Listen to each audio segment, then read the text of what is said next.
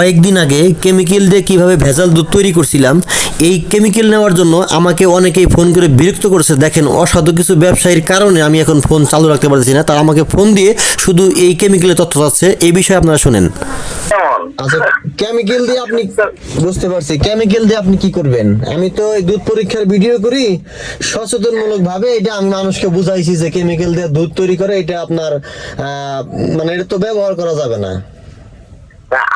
তাহলে ওই কেমিক্যালটা যে আমি বুঝতে পারবো, আমার তো দরকার ওই কেমিক্যালটা যে আসলে জিনিসটা সত্য কিনা।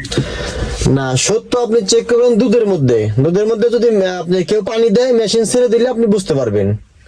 না, এটা তো মেশিনের দাম, ওটা আসলে ওই কেমিক্যাল দিয়ে দুধটা বানায়, এটাও আমি পরীক্ষা করতে চাচ্ছিলাম। এখন আপনি যদি এই কেমিক্যাল নিয়ে আবার অন্য ভেজাল দুধের ব্যবসা করেন, তাইলে আমি কিভাবে বুঝবো? উদ্দেশ্য ভালো না। তাইলে কি আপনি কেমিক্যালের জন্য ফোন দিছিলেন?